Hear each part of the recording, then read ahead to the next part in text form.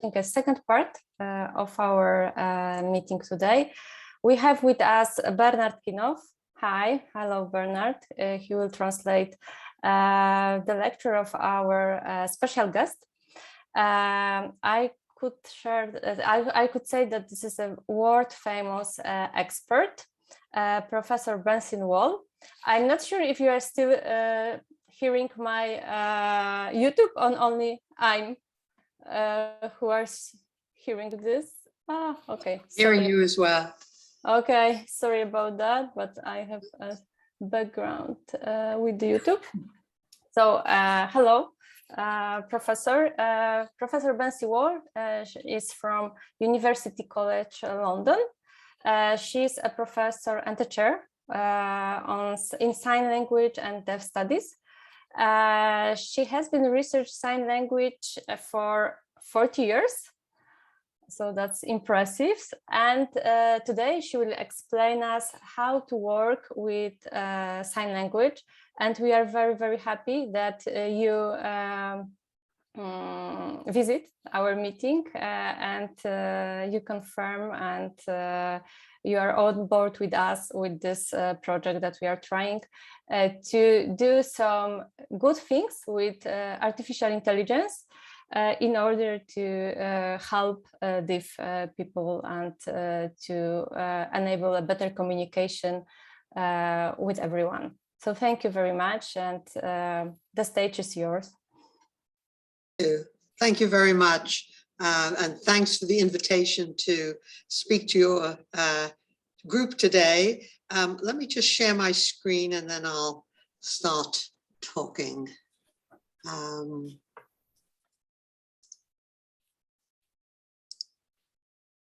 Okay, I think that's working. Right. So from the brief introduction, you know that my field is the linguistics of sign languages. And in recent years, I've also been doing some work on machine translation issues relating to sign language. And I hope what I say today, there'll be some critical comments in it, but the idea is to try to really set the stage for the way people need to think if there's really to be progress in this area. Hang on, we're not moving. Hold on. Okay. So a quick outline. I know you've had some talks yesterday and today about sign languages, so I apologize if I repeat a few things you've already learned about. Because I'm coming at today's talk from the perspective of what do we need to know about sign language in order to think about automated translation. I'm going to speak very briefly about sign language structure and human visual processing because it's highly relevant to the topic. I'm also going to talk then about three kinds of challenges: linguistic challenges, technical challenges, or technological challenges, and cultural challenges. And I'm going to suggest that unless you solve the first and third, the linguistic and the cultural challenges, you can't make progress with the technological challenges. And then I'll make some brief conclusions. So I'm sure you've heard this already, so I'll just go through it briefly. Sign languages are not the invention of hearing people.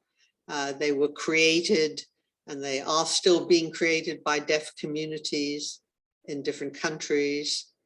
They are not gesture, although obviously they use the same channels for communication as gestures do. They're not, well, English on the hands or Polish on the hands. In other words, they're not versions of some spoken language. And because they've developed independently in different countries, there is no universal sign language, although like other languages, they can be influenced by languages around them, and languages can be transmitted from one country to another. But where you find unrelated sign languages, they're not mutually intelligible. In other words, a sign language like British Sign Language and a sign language like American Sign Language are historically unrelated, and the two languages are very different. As I've said, they're independent of spoken languages. They are a category of natural human language, not a method of communication. They are languages, and they have their own grammars and their own vocabularies. But of course, they're visual spatial languages, and that poses issues. And in contrast to spoken languages, which have a single set of articulators, I mean, the mouth, the tongue, the teeth, there are certainly at least two hands. There are two hands that can move independently, and you'll see that sign languages exploit these features of the articulators, just like spoken languages do for the articulators of spoken language. I'll explain a bit more about that in a minute. I have this.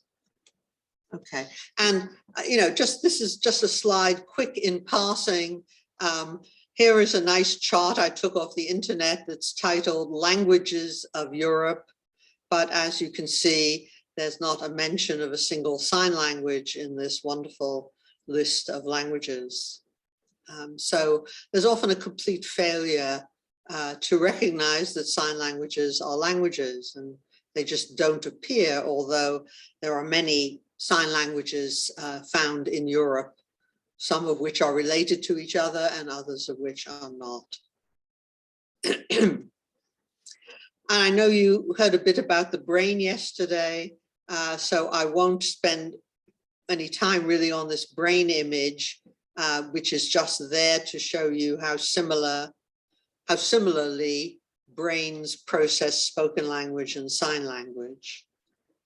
So in the left two columns is data from people watching a signer producing BSL sentences. On the right side of the brain images is hearing people watching someone speaking English. But as I started to say on the previous slide, sign languages reflect the options that are available to languages which are articulated in space and use vision to be processed. So the lexicon, the vocabulary, is often visually motivated. That's sometimes called iconicity. So because humans perceive the world visually, it's much easier to come up with symbols that represent something that you see than it is to come up with a symbol for something that you hear. And that's not surprising. I mean, there are lots of spoken language words that sound like what they mean. Words like murmur or mumble or crash. These all have this quality of sound. But obviously, since we see the world and we perceive it visually, it's very easy to create vocabulary that somehow reflects the visual properties. So that's a feature of sign languages that reflects the fact that they are processed by human vision. The grammar also, and I'm sure you've heard a little bit about this, grammars of sign languages exploit the fact that signs can be moved through space, and that's used in the grammar, and I'll show you a few illustrations of that. And as I've said, there are multiple articulators. So hands, face, upper body, and so on are all used. But remember that in spoken language, not written language, but spoken language, there is a lot of use of things like stress, emphasis, prosody, intonation, differences between asking questions and making statements or exclamations. Well, these are really parallel to the role of these non-manual elements in sign languages.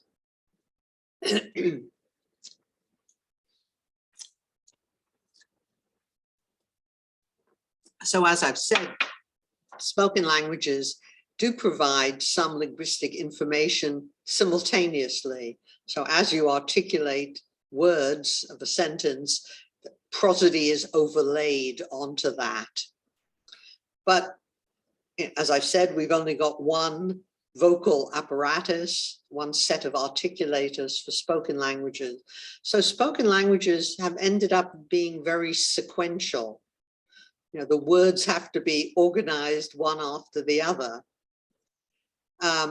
And so if you can imagine starting, if in the history of research on human languages, we'd started with sign languages, we would be able to see that the linearity of syntax, of grammar that we see in spoken languages is a solution to the problem of only having one articulator.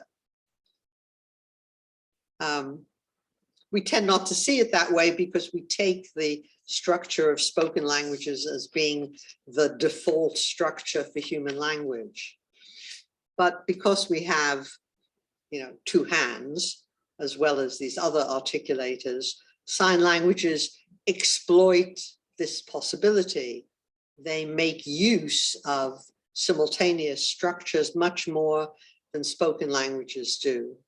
So sign languages are, in a sense, four-dimensional, as well as spatial arrangements. They also have temporal arrangements, and spoken language cannot make use of those kinds of spatial arrangements in the same way in terms of grammar.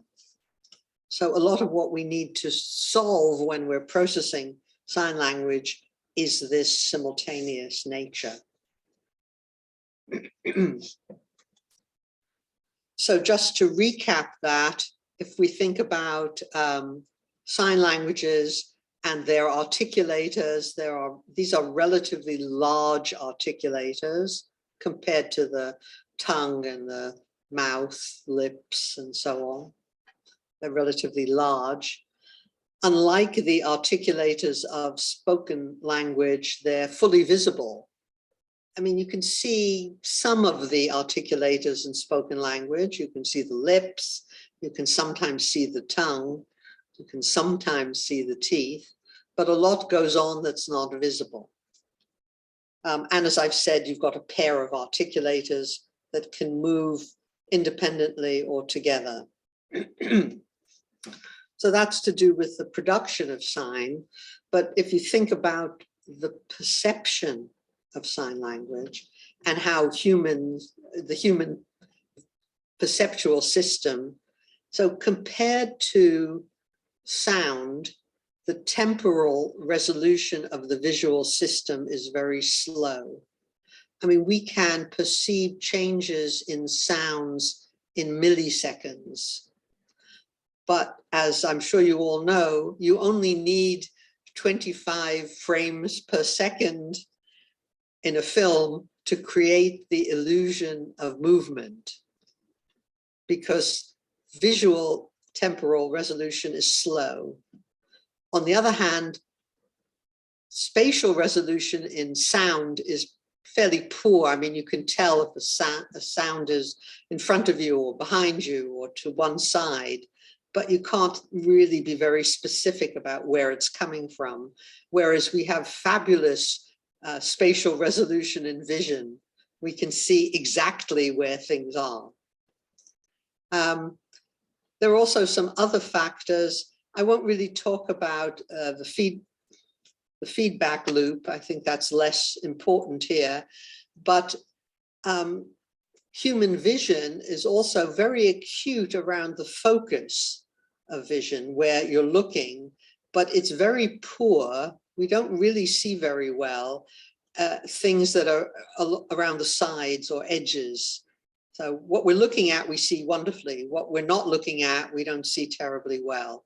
So focus where humans look when they perceive sign language is also important. So let me move on to talk about these three challenges. I've said a little bit already about the linguistic challenges, so I won't say a vast amount. I want to talk more about some of the other issues. Okay, so one comes along with great ideas about doing some machine translation.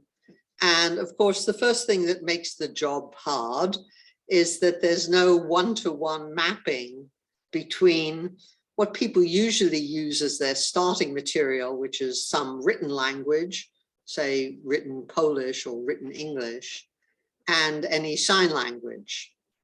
So the signs themselves do not match the meanings of the words in the language that's used around the sign language. I'll just give you one example. In English, there's one word, light, but it has three different meanings. Okay, so something can be not heavy, or something can be not dark, or something can be the source of illumination, like a lamp. We can also call that a light. So here we have three different signs for one English word. So in any translation task, you have to think about that non-equivalence. Sign languages also use manual alphabets for representing foreign words. And by that, I mean words that don't have any sign translation. So often place names, for example, or proper names. And fingerspelling, and there are different manual alphabets, but they all have very different properties from signs. And one sees a lot, I'll say a bit more about that in the technical challenge section, that people fail to recognize the difference between signs and fingerspelling. Another linguistic challenge is that the grammars of sign language are very complex. The grammar, the morphology, that is the changes to the forms of signs for grammatical purposes, in British Sign Language, it's much more complex than spoken English. I mean, spoken English has a very simple morphology, you know, doesn't have gender, and it hardly has differences between first, second, third person, and so on. Whereas British Sign Language has much more of that kind of linguistic information. So sign languages are complex, and they're not like, the grammars are not like the spoken language around them. And of course, because sign language research is new, relatively, there's no grammar out there that has all the information you need to know about sign language. People are still doing very basic research, so you can't go and look up what it is you need to do. Linguists are still working out many of these issues. I've talked about grammar. I'm sure you've heard a little bit about this, but I've just put up some still images taken from videos just to point out how the grammar of British Sign Language doesn't match the grammar of English. So in this example, you can see that the verb occurs at the end of the sentence, whereas the object, film, occurs right at the beginning. Right, so different order of signs. And here are a couple of examples that show you the use of two articulators at the same time. So this is a sentence meaning the book is next to the pen on the table. And you can see in the last two images that the left hand of this signer is representing a classifier form associated with the sign book. So that is representing book. And she holds that while she, in the third image, produces the sign for pen. And in the fourth image, she's producing the classifier, a long, thin object, and placing it next to the classifier that represents the book. So you can see that two signs are being used at the same time, and not only that, but being on the table is represented by some additional grammatical information which doesn't exist in English. And there are no lexical signs meaning next to. The hands are arranged in such a way that the two objects are next to each other. And there's no sign for on. The two signs are arranged in a location where the sign table was produced. Okay, so this is all very different from English in this case. And one last example, this is the woman handed the boy a cup. And again, you can see that in this sentence, much of the sentence, there's involvement of two hands doing different things. So the sign boy is produced first, and then the classifier is held throughout the rest of the sentence while everything else is signed. In the middle sign in the bottom row is the lexical sign for cup, but then that's replaced by a classifier showing a curved object which moves from the location where the woman is placed to the location where the child is represented. So again, you have very different grammatical structure, simultaneity, right? And obviously the sign order is very different. Okay, I won't say more about sign language grammar, but just to remember that one has to deal with that to produce, if you're translating from spoken or written language to a sign language, you need to come out with something that is going to look like this. And if you're processing the sign language, your system needs to be able to deal with this kind of information. However, to cheer you up, about 65 to 70% of sign language sentences consist of lexical signs. It's only about 30% is this complex grammatical information. You still need to deal with sign order, but you can begin to make some inroads. Okay, I wanted to say a little bit about perception because it has an implication for the sign lexicon. So this is a study that was done by some colleagues a long time ago now, looking at where gaze fixated during perception of sign language. And on the left, you see native signers of BSL watching someone sign. And you can see that the fixation is exclusively at the lower part of the face. Right?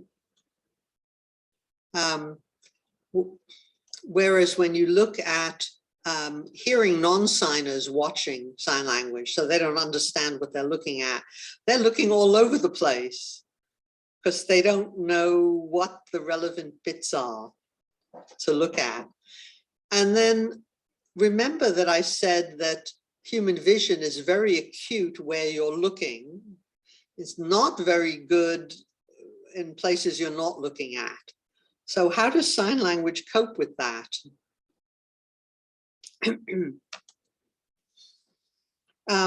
Sorry, I just want to show you another, a chart from another sign language. I showed you some data from British Sign Language. But again, you can see these striking differences between fluent signers and beginning signers. And you can see that there's a slightly higher fixation point for American Sign Language. It's eyes and mouth. But again, people are not looking at the hands. That's a really, really important. If you know sign language, you just don't look at people's hands. It occupies a very tiny part of where you look. So how does that work? Well, that's because the way sign languages are formed reflects human visual properties. So people are looking at the face, and the signs located near the face and the lower part of the face have very small differences between them.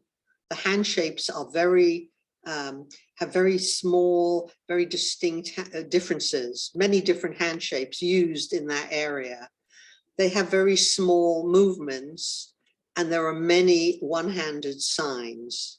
So if you just look, I've stuck up some pictures, and you can see that the two-handed signs tend to be either right at the top or lower down, and the signs located on the face, like uncle and check, have these kind of complex hand shapes, and also have very small movements, and they're located right around the lower face. Whereas the signs that are in that lower area or at the top of the head, they look much more different. Fewer hand shapes are used, there are very large movements, and there are more two-handed signs. So the structure of sign languages across the space in which they occur really reflects how human vision works. And that may have some implications for machine learning in terms of where the system needs to look and what it needs to predict it will find in different parts of the space, excuse me, in which signing occurs. And a final example, this shows the locations of 100 randomly selected one- and two-handed signs from BSL.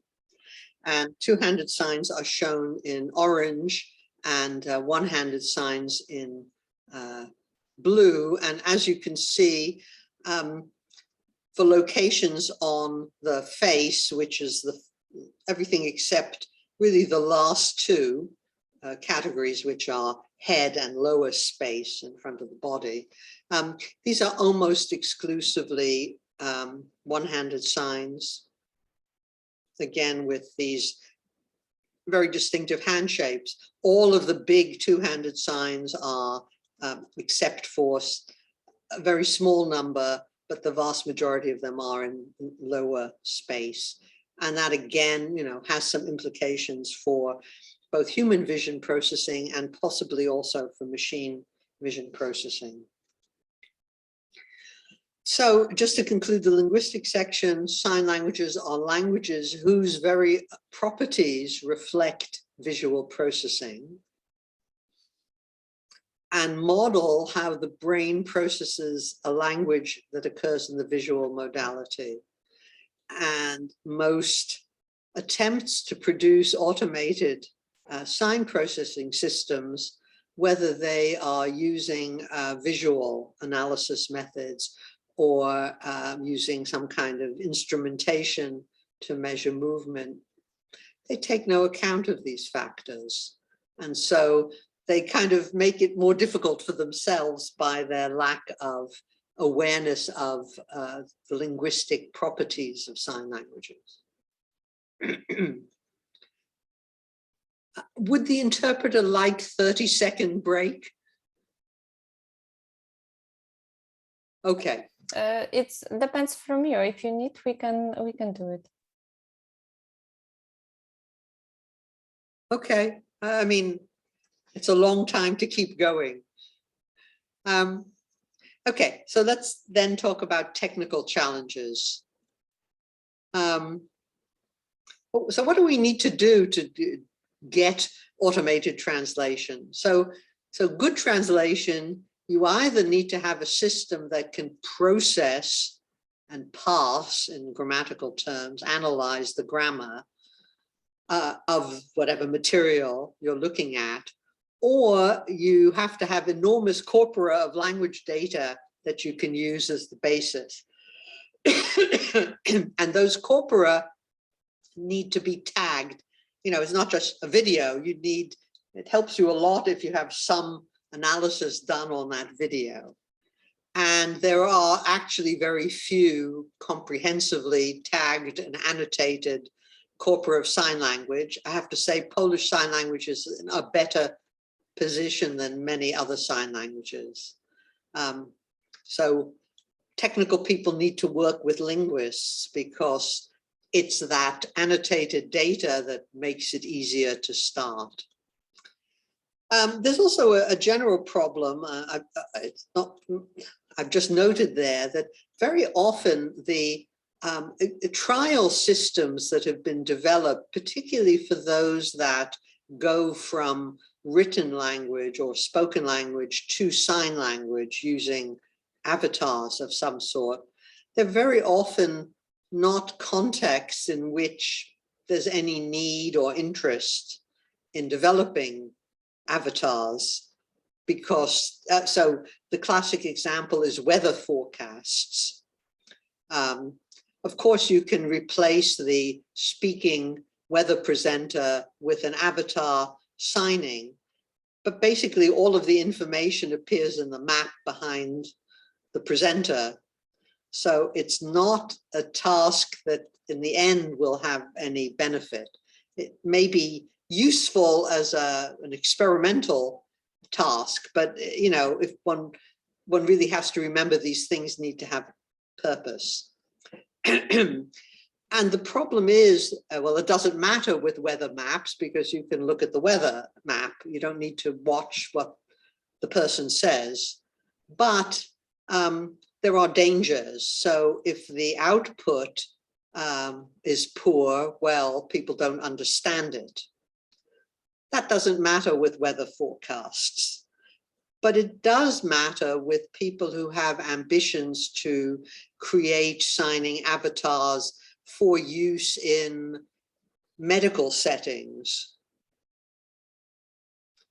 or for news headlines, you know, where really the information can be critical. And if it's not a good enough quality, it should not be sold to people as something that will work. These things do not work yet. So those are concerns, but the main problems relating to technology are different. And that is that it's the cultural challenges. So here we have a randomly selected set of pictures drawn from the web, which illustrate marvelous innovations in automated sign translation, some from sign language to written language, some from written language to signing avatars.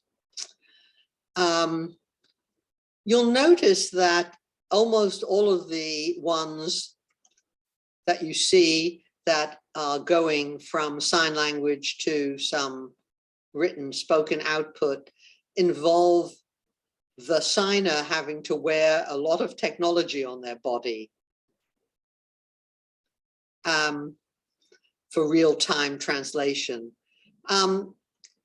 This in general is not acceptable to deaf people. They do not see why they have to get into some cumbersome gear to solve the problem of hearing people not understanding what they're saying. And I'll say a bit more about that in a few minutes' time. In relation to the avatars, there's very often a tendency to create these cartoonish figures with very enlarged hands compared to their heads.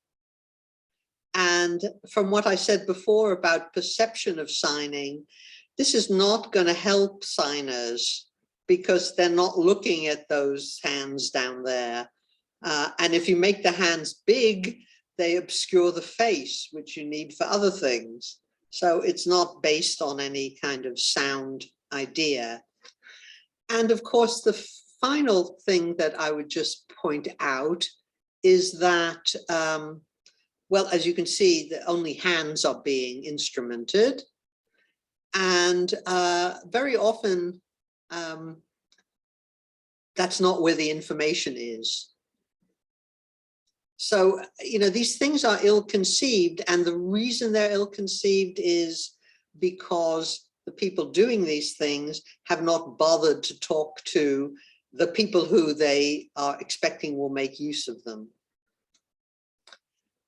Now here I've just put up some excerpts I've taken from either papers about automated translation or publicity material on the web.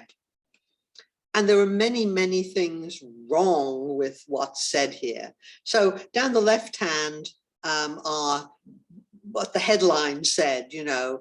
So as you can see, you've got stretchable sensor arrays, you've got evoked muscle potentials, you know, which is measuring the movement of the muscles. And then there's some game things. And then the description in the middle column, this completely, so there's some statements there which are also often completely bizarre, okay?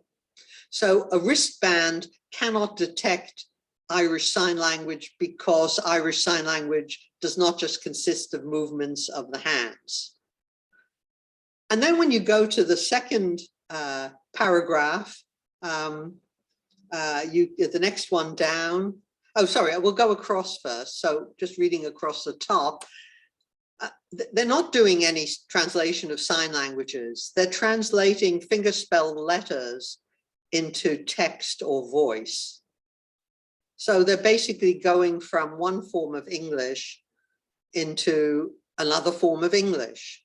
This is not translation, right? This is just going from one output form to another. It involves a lot of processing, but it's not what claimed about detecting Irish Sign Language is not true. The next one down, it was a study of ASL, and now they've published this and received a lot of acclaim. And what they've done is translate a number of hand shapes, not of signs, right? Hand shapes for A and B, and for some numbers, and for the gesture sign, I love you. And that's supposed to represent the fundamental elements of communication, but they're not words. It says numbers, words, and phrases. Letters are not words. And then it goes on and says, you know, wearable electronics are attractive, not to deaf people necessarily.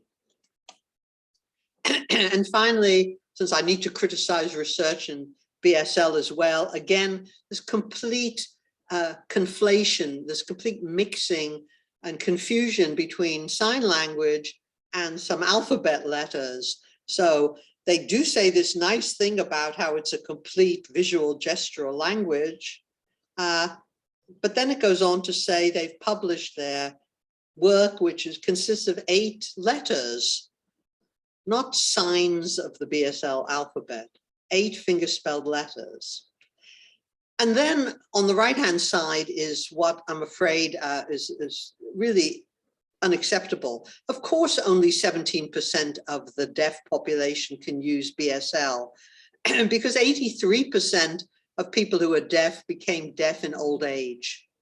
They were hearing people and now they can't hear. That doesn't, I mean, it is true that people who have hearing problems, who used to be hearing, struggle in social interaction and may have emotional distress. But those are not, it's not because they don't know sign language. They never would have had an opportunity to learn it. And they're not going to learn it now. I mean, you know, I think that's really unrealistic and confusing. And of course, most hearing people don't sign. That is indeed true. That could be rectified, but, you know, more hearing people could learn to sign. And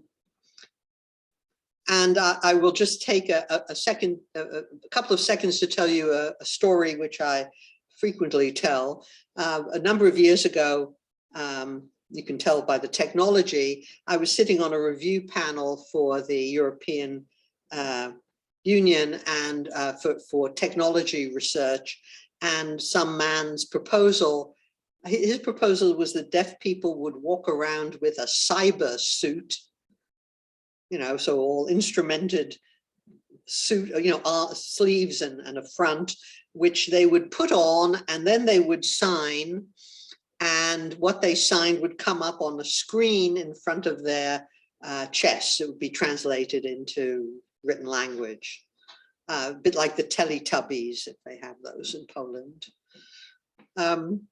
And the chair of the panel just looked at this man after he'd finished presenting this and said, you know, do deaf people want to carry around a cyber suit? And the man said, oh, he's sure they would, because it would be so fabulous. So then the chair of the panel said, so let me get this right. The man puts on the suit, he signs, it comes up on his chest. The hearing person reads what he said. So how does he reply? And you could see this person hadn't thought of this question before. There was a bit of a pause, and then he said, well, the hearing person could write on a notepad with a pencil. And of course, if the hearing person could do that, the deaf person could read it, the deaf person could also write on a notepad and wouldn't have to carry around a suitcase with some technology.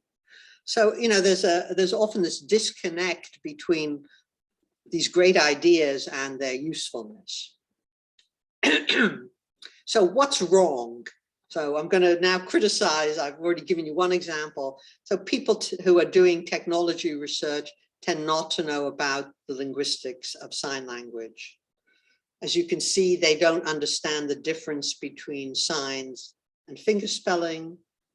They create systems that translate sign for word. So that often gives you the wrong sign, like if you had the word light, or it gives you the wrong grammar. They generally do not make any attempt to deal with face, head, and body information. It's not true of everyone, but I mean, this is often the case. You get these avatars with these grossly enlarged hands. There are gloves and other technology that deaf people are expected to wear, while hearing people don't need to do anything. There's often, I'm afraid, still in published literature, terminology that's very offensive. So references to normal people in contrast with deaf people, referring to deaf people as dumb or mute. This is not appropriate, or in fact, being afraid to use the word deaf and referring to deaf people as profoundly hearing impaired. That is not how deaf people would like to be identified. And if one spends a very short amount of time with deaf people, one discovers that. And here are some examples from really recent publications in the sign technology field, which reflect both a deep confusion and lack of understanding about sign languages, and also offensive language. So I have no idea what's meant in that first paragraph about communication through signing is a visual motion dialect. And hard of hearing individuals do not use sign language. Hard of hearing individuals, for the most part, communicate in spoken language. And then there's a reference to deaf and dumb people. says it's a language, but it does also say that it helps people communicate with normal people. Call them hearing people. That's the contrast, you know, deaf people, hearing people. And then the third one, again, refers to normal people. The gift of speaking and listening, this is not scientific, and it's not a basic tool. It's a complete language. And indeed, hearing people don't learn sign language, but they wouldn't learn it to communicate with hearing impaired people. You learn a language to communicate with the community of people who use that language, right? That's the deaf community, not hearing impaired people. Okay, so let's get on to the end bit. So some different perspectives. So I'm a linguist. I want to know, first of all, what do tech researchers know about sign language? And they can get some of that knowledge from talking to linguists who work on sign languages. And I'm happy to say in Poland, there's a great tradition of linguistic work on Polish Sign Language. You've heard some of the speakers. I also, an important question is, what's the involvement of the deaf community in developing the technology? So if one is committed to accessibility, and there certainly are issues about how accessible the world is in language terms for deaf people, in the absence of provision of interpreters, and in the absence of enough training for hearing people who work with deaf children, for example. So true commitment, you have to find out whether the technology is what people want and need. And just to give you an example, we recently ran a session online with about 100 deaf people. And the sorts of things they really want automated translation for is so that they can, you know, sign to Siri, right, on their phones, right?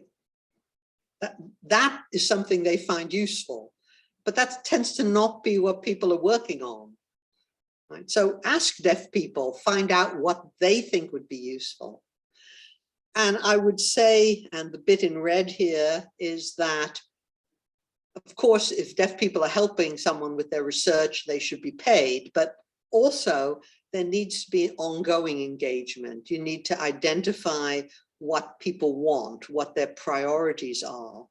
And you need to find a way as technologists for supporting community-driven programs, you know, such as supporting, creating resources for sign language teaching, for training of teachers, for training of interpreters.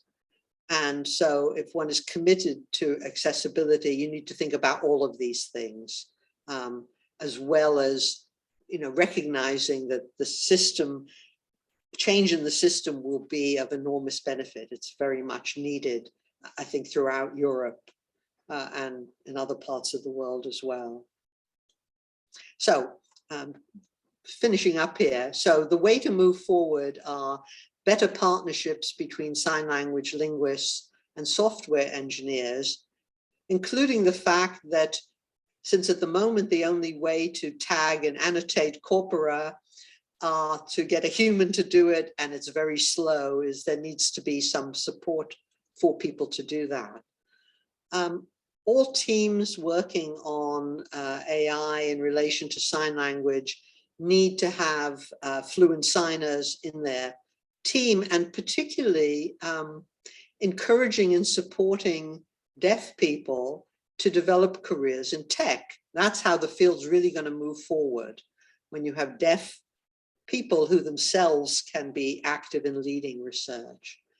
There needs to be knowledge exchange with communities when thinking about what research one wants to do, not when the project is finished and it's about to be launched and then asking deaf people. You get better research if you involve signers from the beginning. And I think the point is, ask deaf signers what they want. You often get, I think, really both encouraging and exciting responses And those are a great way to move forward. I put a link down at the bottom here to a paper that's was published last year by Joseph Hill, who is a deaf linguist, on this particular topic about sign language gloves. And finally, thanks to my colleagues at DECAL and to my tech colleagues on a project we're currently involved in with the University of Surrey and Oxford. Thank you. Thank you very much, Professor Bencie. It was very inspiring, especially the all hints you mentioned at the end. Yes, what we should take into account where we will work. Now we will have Q&A session, but maybe we will do like 5 minutes breaks, as you also ask. I will put one of our song, and all who have some questions, please put them on the chat, or if you want to ask by yourself, you can also raise the hand when we're back. Okay, so thank you very much. And I will find some nice song, maybe now in Polish.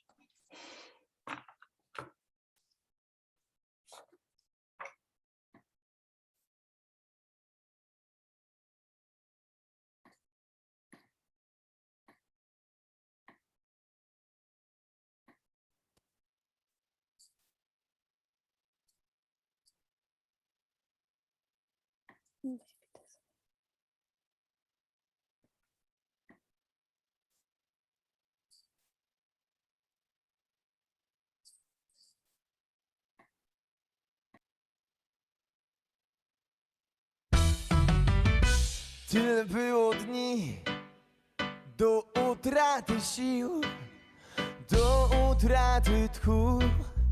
Tyle było chwil, gdy żałujesz tych, z których nie masz nic. Jedno warto znać, jedno tylko wiedz, że ważne są tylko te dni, których jeszcze nie znamy. Ważnych jest kilka tych chwil, tych, na które czekamy. Ważne są tylko te dni, których jeszcze nie znamy. Ważnych jest kilka tych chwil, tych, na które czekamy. Pewien znany ktoś, kto miał dom i sad, zgubił nagle sens i w złe kręgi wpadł. Choć majątek prysł, on nie stoczył się. Wytłumaczyć umiał sobie wtedy właśnie, że ważne są tylko te dni, których jeszcze nie znamy. Ważnych jest kilka tych chwil, tych, na które czekamy. Ważne są tylko te dni, których jeszcze nie znamy. Ważnych jest kilka tych chwil, tych, na które czekamy. Jak rozpoznać ludzi, których już nie znamy? Jak pozbierać myśli z tych nieposkładanych? Jak oddzielić nagle rozum swój od serca? Jak usłyszysz siebie w takim szumnym skiercu? Jak rozpoznać ludzi, których już nie znamy? Jak pozbierać myśli z tych nieposkładanych? Jak odnaleźć nagle radość i nadzieję? Odpowiedzi szukaj, czasu jest tak wiele. Bo ważne są tylko te dni, których jeszcze nie znamy. Ważnych jest kilka tych chwil, tych, na które czekamy. Ważne są tylko te dni, których jeszcze nie znamy. Ważnych jest kilka tych chwil, tych, na które czekamy.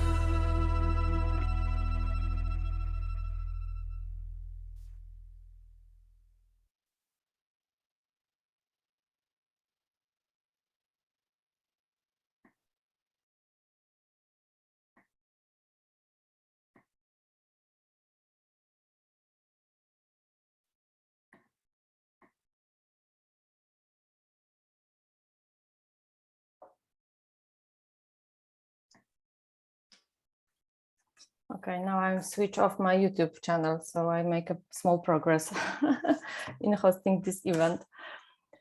So, okay, my first question, I think, will be from me, because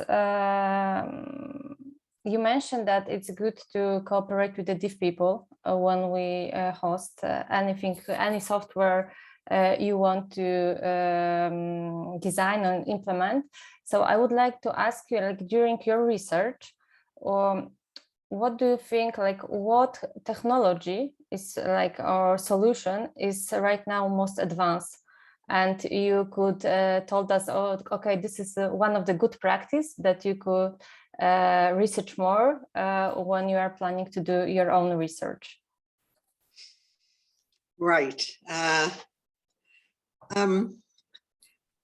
So I think the more important challenge, I think, is translation from sign language to written language, probably. But that seems to me to have many uses. So from a linguist point of view, it would be great, because if one could have some tools that would help process linguistic data without humans spending hours and hours and hours, that would be great. I mean, we're working on things like sign segmentation tools using AI. That also, sign spotting is also useful, because, again, you know, the world is full of videos, and there are no very effective means of searching videos at the moment, unless there's some, you know, written translation, but you cannot search videos directly. So from a sign language point of view, that would be very useful. And as I've said, and it's also on the same sign processing, so sign language to other kinds of language, are these requests for recognition of sign by what are at the moment voice-controlled systems.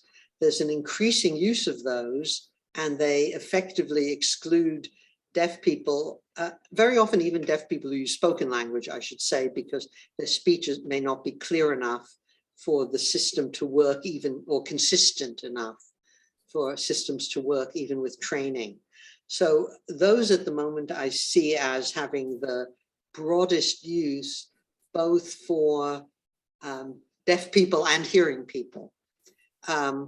Signing avatars, which at some level are simple to do, especially if they're just generated by, I mean, they're simple, but there are fewer uses, and they are very controversial, because deaf people are concerned that this may lead to a reduction of access to human interpreters, and that would have very serious consequences.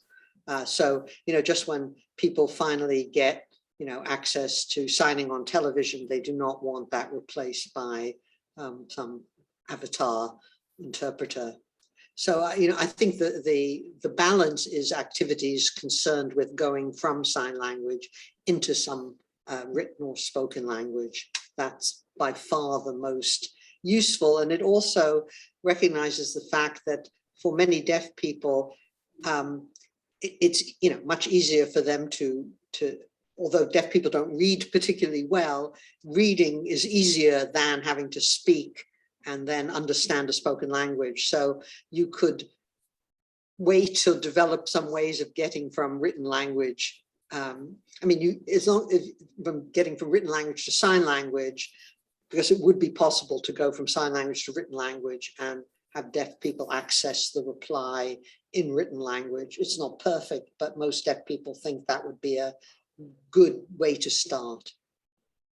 Okay, thank you. And any solution that is already working, because you show a few examples that are supposed to work, but what is the most interesting from your perspective? Like, which one is the most advanced on the market right now, or is there any? I would say at the moment there is not. Okay. There are, say, in very limited domains like the weather forecast for German Sign Language, there is some, it works, but there's no particular, it only works because of the very limited domain and limited vocabulary and so on. No, I think all of the ones I showed you, and I didn't choose them because they were bad. I chose them because they were typical.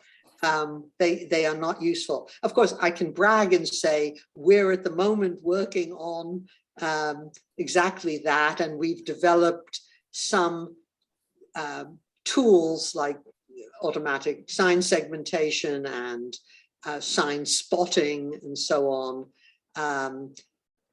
and even using mouthing information that accompanies signs to help search for signs. But nothing is there that's you can plug in and use at the moment. We do hope to release beta versions of the tools we've been working on pretty soon. And then, of course, it will be important to get feedback. As I said, the main problem is that the number of groups that actively have involved researchers who know sign language and deaf people, is just very small. And that's really why the work tends to be, I think, much less good than it should be.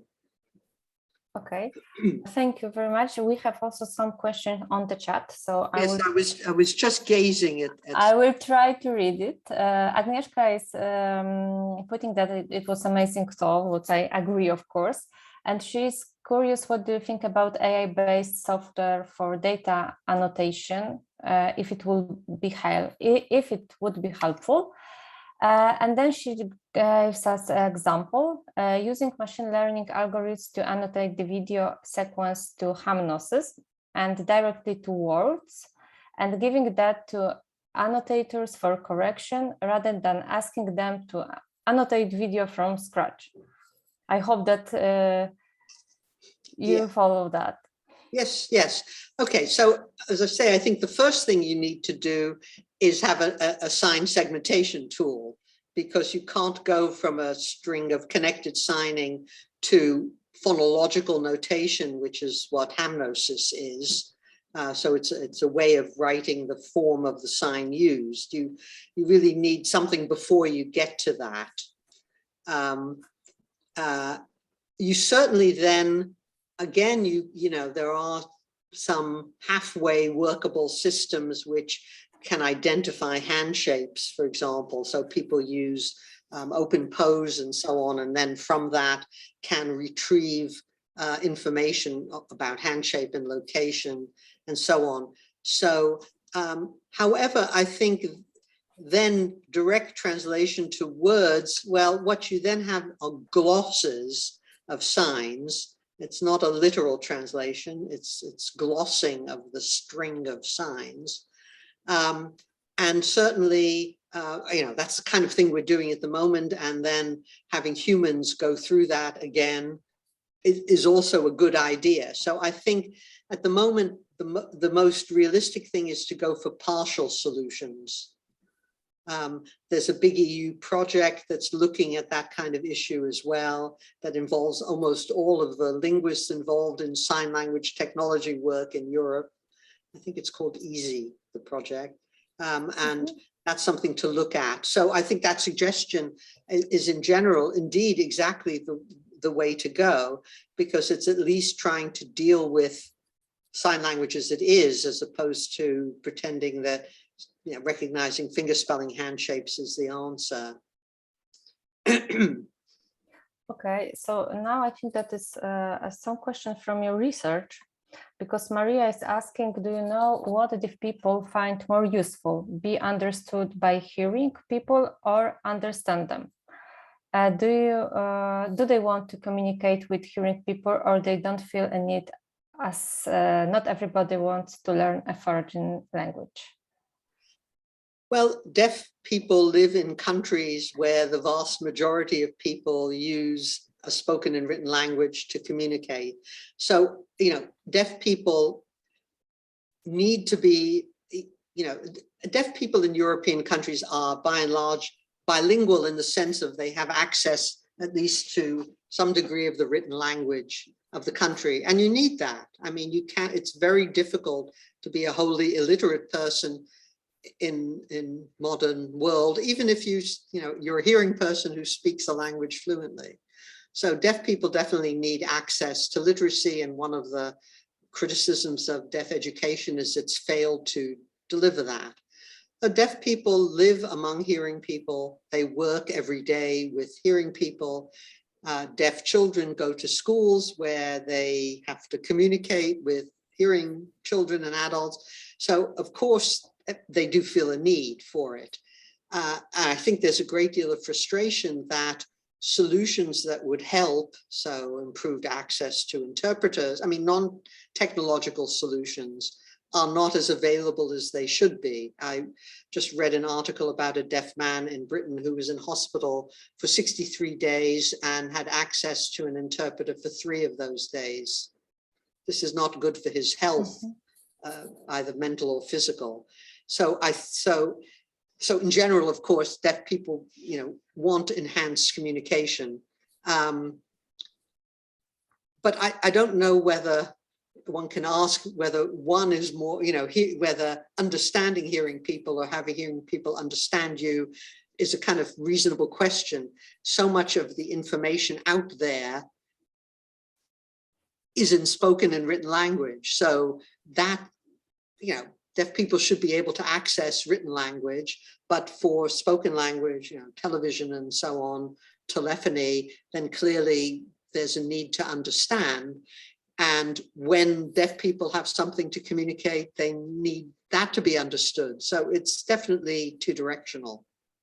Okay, thank you. And I see, because today we have yesterday and today we have the session that is introduction to sign language. So we have a different kind of question, from more technical one to more, I would say, knowing the language. And Victor is asking, what's about the sarcasm and irony while you signing or while you using the sign language?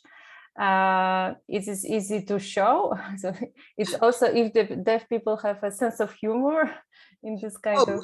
Deaf people, absolutely. There used to be a performing group in Britain years ago called the Deaf Comedians, and the humor, a lot of it was based, of course, on deaf culture and interactions between deaf and hearing people.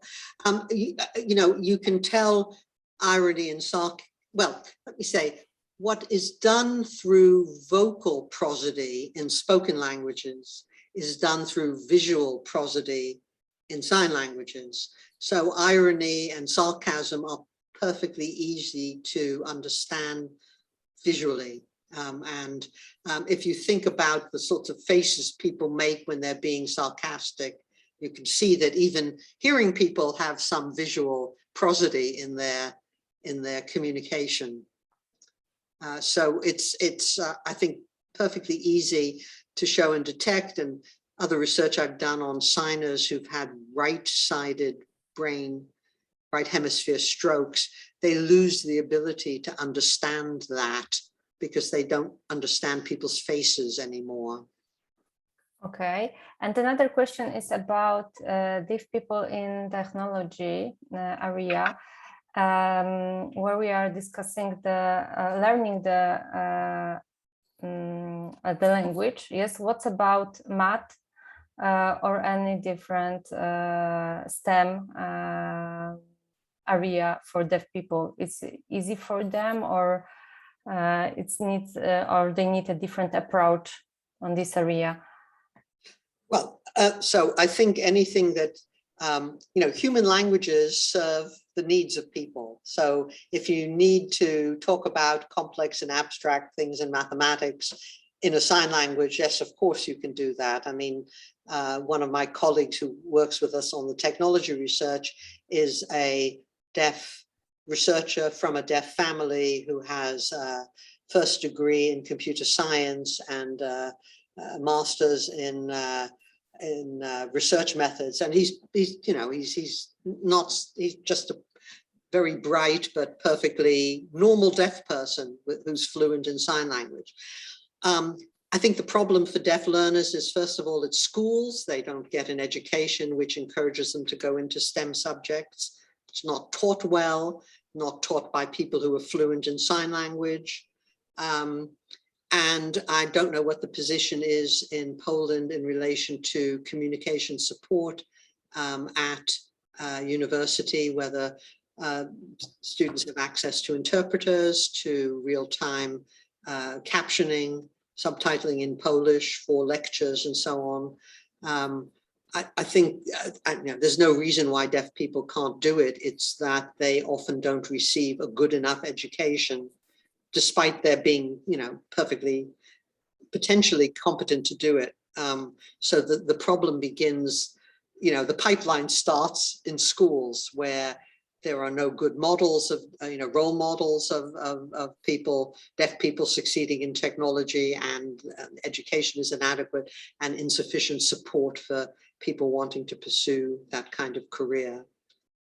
Okay, thank you. And we have some question on the chat, but I also see that someone is raising a hand. So I see Justyna, you want to ask a question, yes? For ladies first. Thank you. Very nice to see you, Bencie.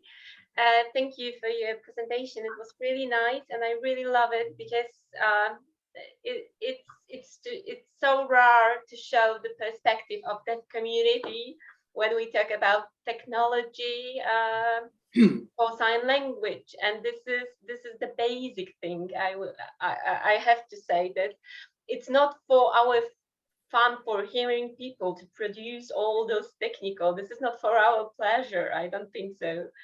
So we have to really collaborate and to hear the voice of that community and to work with that community. So I think it's basic for all the sciences connected with deafness and sign language. But thank you for this one. Just a small question, could you tell us a bit more about your project you carry on now? And just few secrets, what's in the project? Thank you. Sure, thank you, Justyna. Nice to see you again.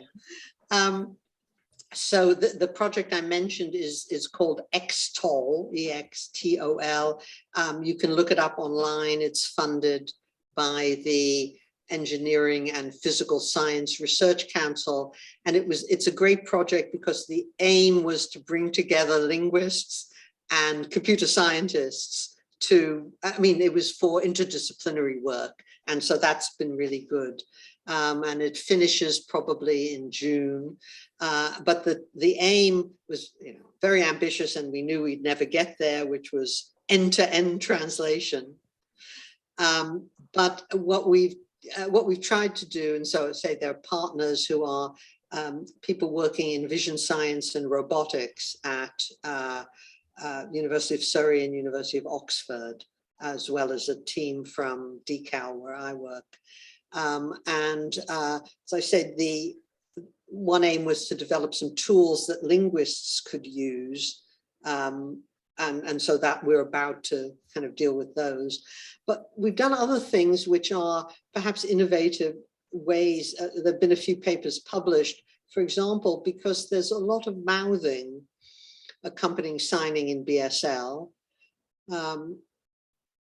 The idea of using recognition of lip movements as a way of helping identify signs. That's very useful because you often get many signs that have similar meanings, but they're distinguished because they have slightly different mouthings that relate to the spoken language. So it's actually a very useful technique for linguists, because you can look at these polysemous, these multi-meaning signs, but also it's a really effective way to recognize signs, because and it's something that's useful for spoken language as well. So it kind of works in both directions. So that's another strand we've been working on. We're trying to do some clause segmentation, so not single signs, but longer stretches. And we're also trying to do some head movement processing, but that's really challenging. So using a combination of techniques, we look for negation, sort of negative words in English in the subtitles. And if we can't find a sign that's a negator, and then we look for whether there's any head shaking, for example, in that stretch of signing. So it's trying out different things at the moment. And I'm not involved in this, but some other people are doing some work on very realistic avatars. I mean, avatars that, can be made to look like real human beings. They're modeled on real humans. And we think there's a lot of value in that.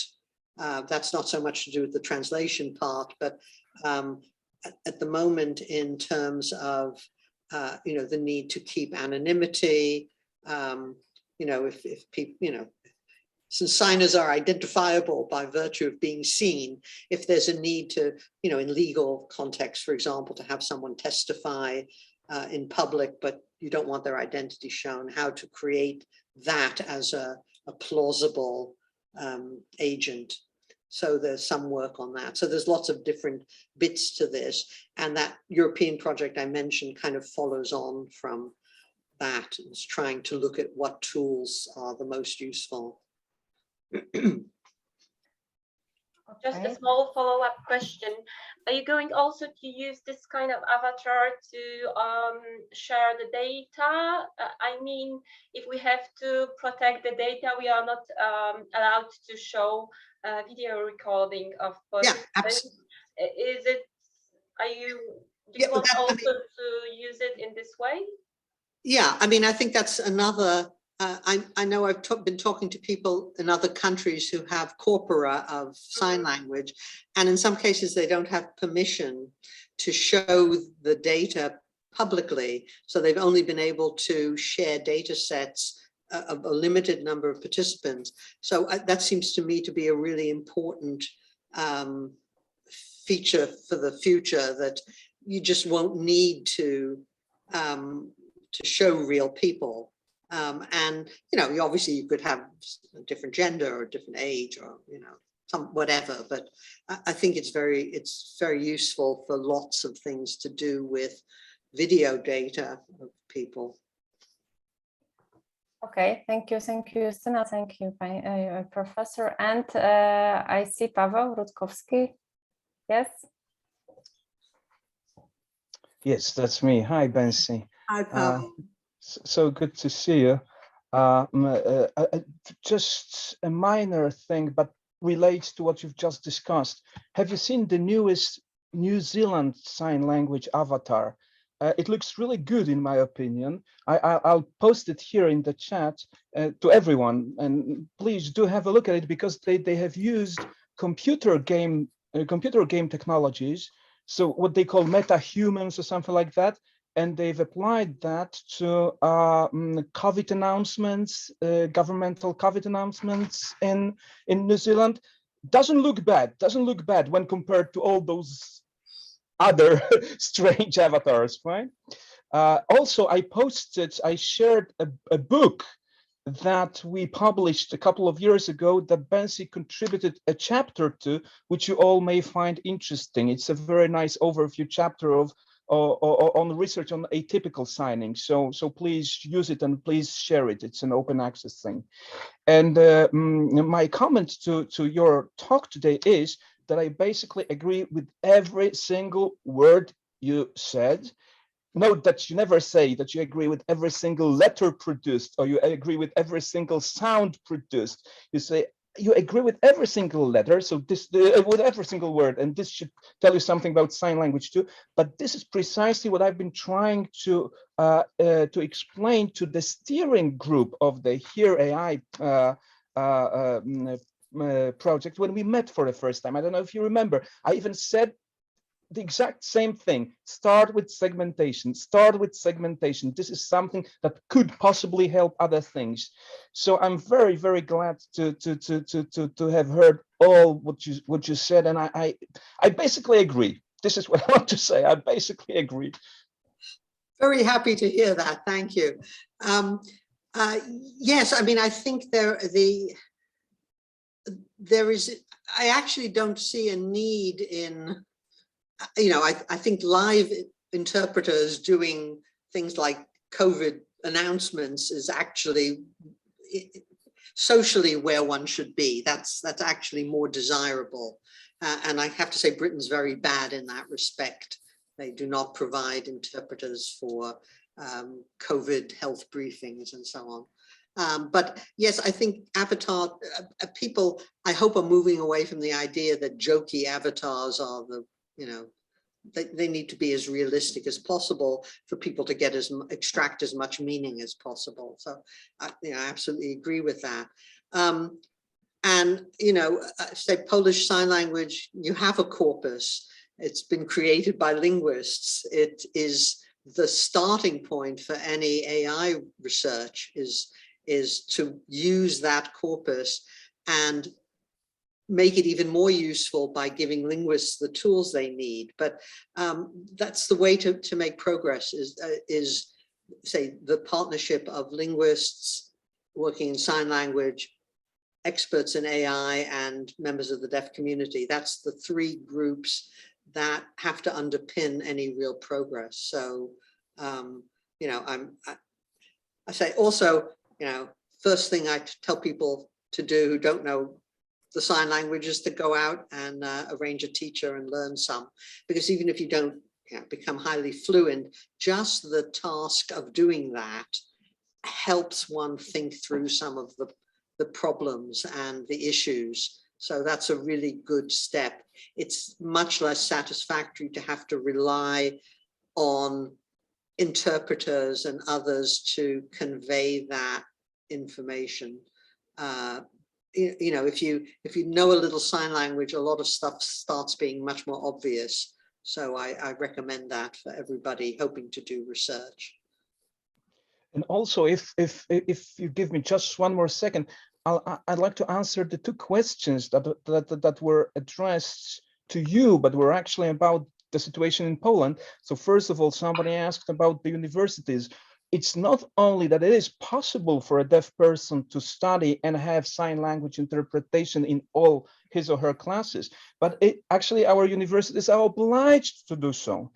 Practice may differ at different institutions, but if you take the University of Warsaw, for example, there is a special section at the university that organizes the whole thing. So a deaf student simply tells them what classes she wants to attend, and they organize the interpretation services. So no reason not to study, apart from the fact that as Bencie said, the level of primary and secondary education is not satisfactory, and therefore very many possibly talented and deaf students that could do whatever they would like to do cannot do that because they're not prepared well enough to study at the university level. So this is one thing. And another question that was raised here in the chat is whether there are books in the form of videos. So I'll also post a link here in a second that shows you a program funded by the Ministry of Education in Poland that as part of which we produce like tens, if not hundreds of books that are used in schools when working with deaf kids. And the book is an application, it's a computer application that shows you the original text. You click on the text and a video pops up with the translation. So I'll send you a link to that in a second. Okay. Thank you. It was my question about these books, and I meant also for example, the novels, the books that entertain you, not only that you can learn from. Are there this kind of books? That's not a question for me to answer about the situation in relation to Polish Sign Language. But I have to say, I think it's great having translations of books, but one of the ways in which education has failed deaf children the most is that they leave school very often with very poor literacy skills in the written language of the country they live in. And this has not really improved dramatically in the last 50 years. So, I think what's really important is to work on ways of improving the literacy skills. It's part of this the education systems in most countries fail deaf children.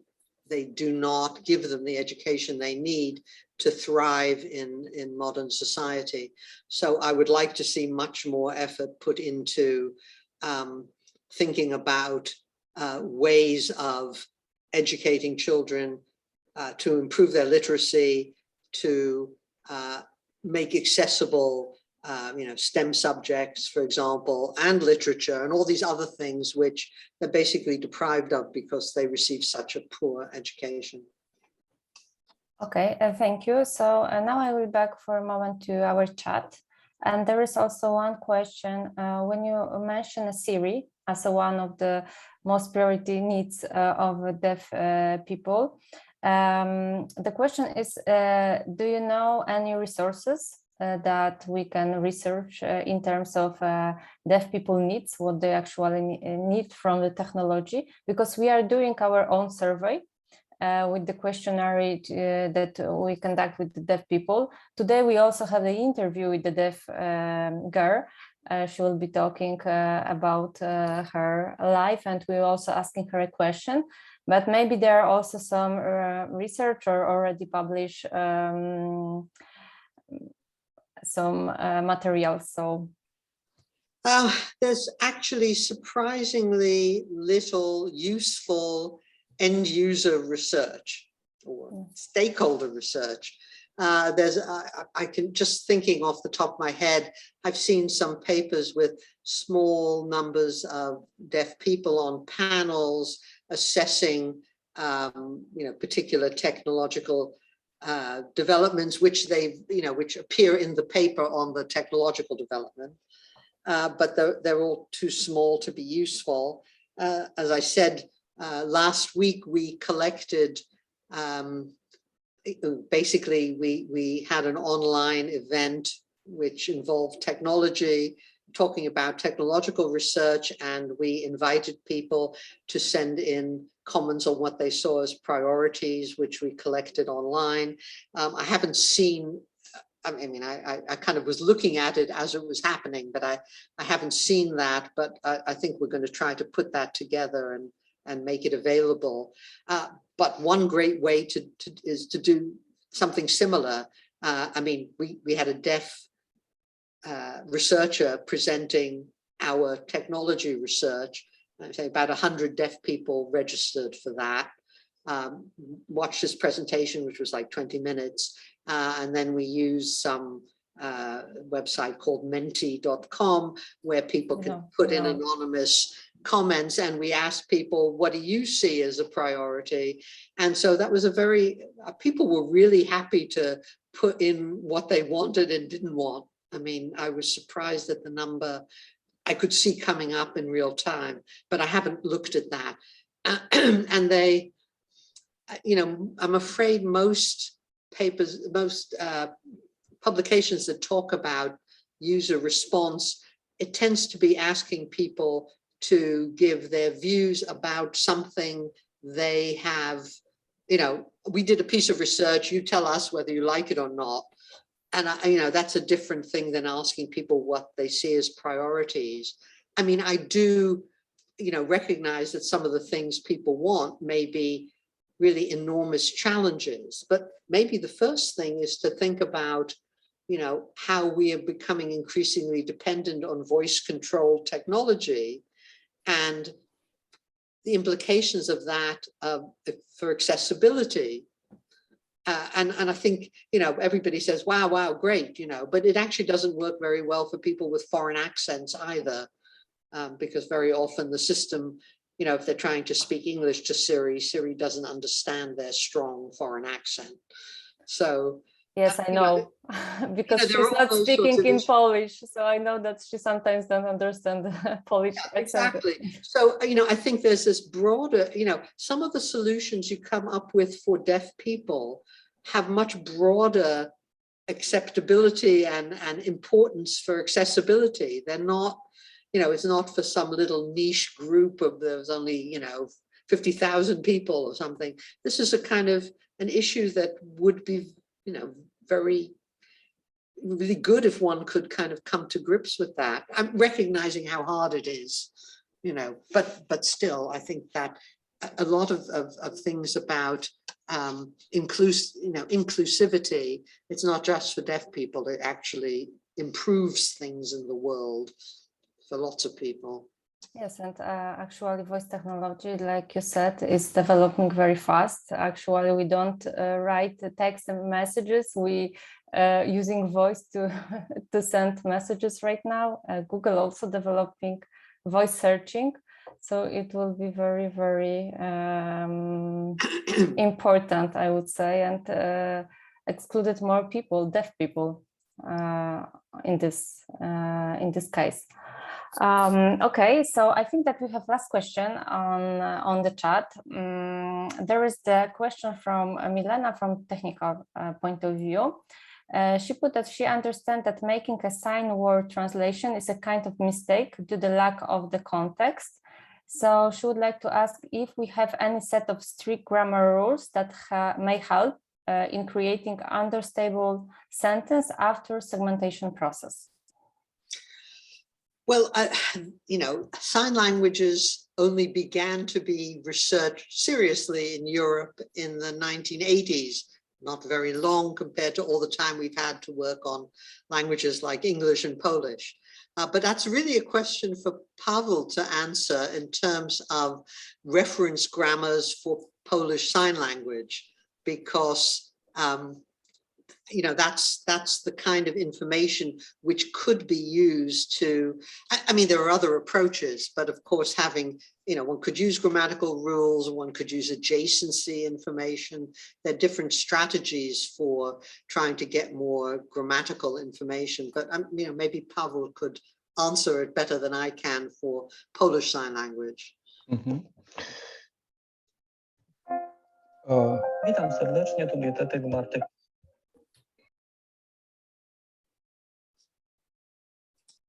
You are on, you need to unmute yourself.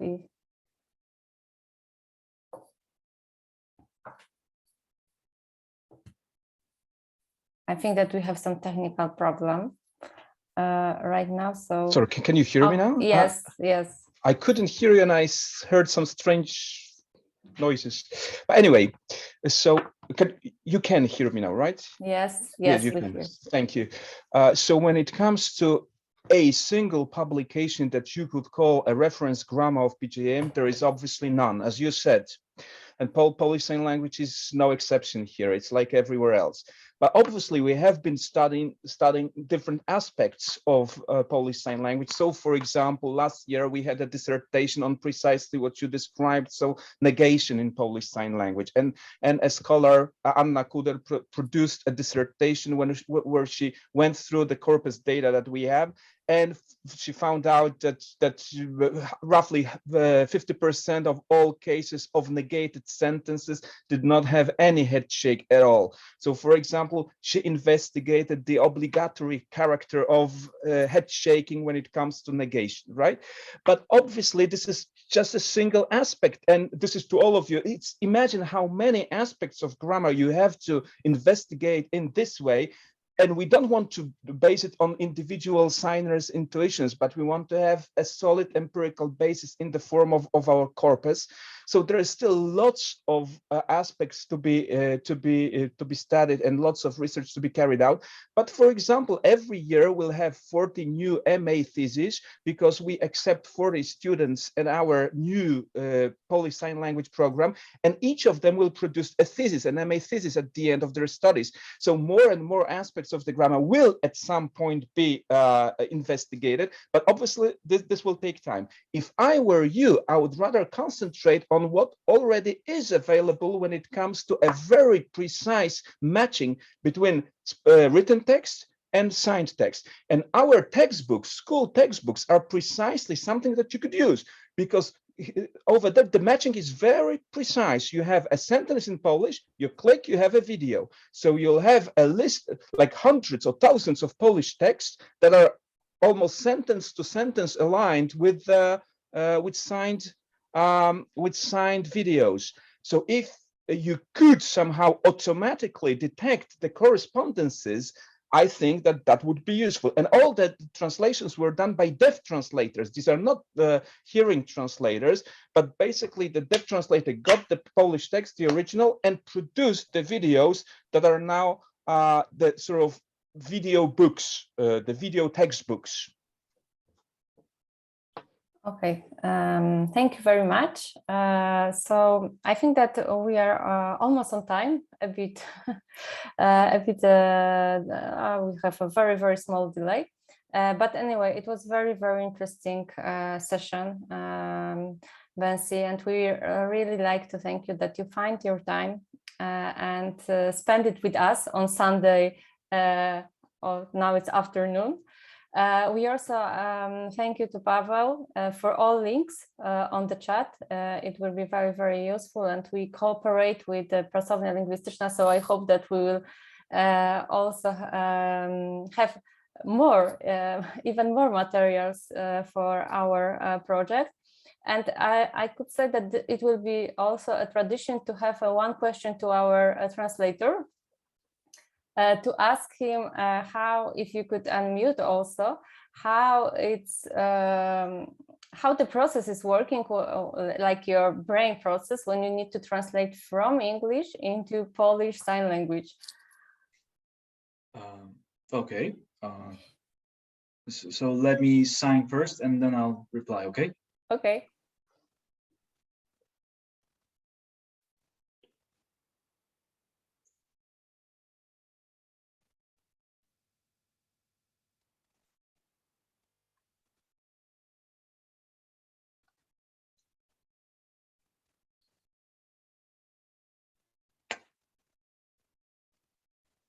Well, for me, it's a bit easier to interpret from English to sign language, just because the grammar of English, spoken English, is easier than Polish, and it's a bit closer to sign language. So I don't know. Plus, I have a bachelor's in English philology, so it's not that difficult for me. But I don't know. I haven't thought about that for a long time. Okay, so if you're not talk about that, it means that it's easy. For me, just for me, it's easier, but that's just my opinion. Okay, so and I see Justyna, she raised your hand. Do you want to ask something? Yes, just a short comment. So I think it would be lovely, you know, to have maybe a talk or presentation on translation, interpretation, if you want also to ask about all the processes going on. But I think that it's not very good to ask questions to interpreters. And I think it should be kind of a rule, because they are at work, they are making interpretation, so they can't interpret it in the same time when they are speaking. So it's kind of a rule. I know that you're learning how to also react in the sign language community. So this is also, imagine that now we have an interpreter from Polish to English, and you ask him how is going his interpretation. Then he has to stop his interpretation. So in this time we don't have the same access. Okay. So I think it's So it's a kinda rule, hard question, okay? kind of the rule, yes, that we should follow. Yeah, Okay. but I think it was a really interesting question you asked, and it's really like also a lot of studies going on interpretation between sign languages and spoken languages. It's also quite interesting when you have a person who has to sign between his foreign language, like English, into sign language of his country. So it's also interesting. Then we have also another type of interpretation that involves international sign. So really a lot of things to talk about. And a lot of study that already done, and we know a lot of results. So really good question, but yeah. It's a pity because I have also a question to another translator who will be translated from sign language into Polish language, because we will interview Victoria. She's already, I see, with us also. So thank you very much. Now we will have a small break. I will put a new song if you want to listen, and thank you very much for your time. And we see in 5 minutes. So if you want to stay, but we will speak only in Polish. I think so. It would be hard.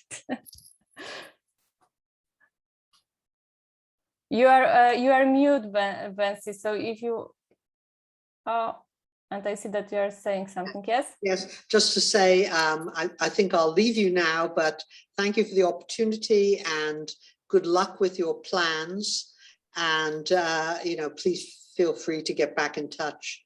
Yes, we will share our results with you, or at least we will update you, because they will be in Polish, but we will try to update you what's going on with the project. That'd be great. Thank you. Thank you very much. Bye. So a song for a while, and we will see in 5 minutes.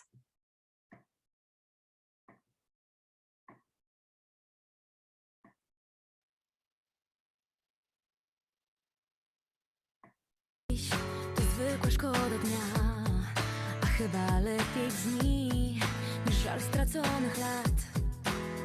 Teraz wiesz.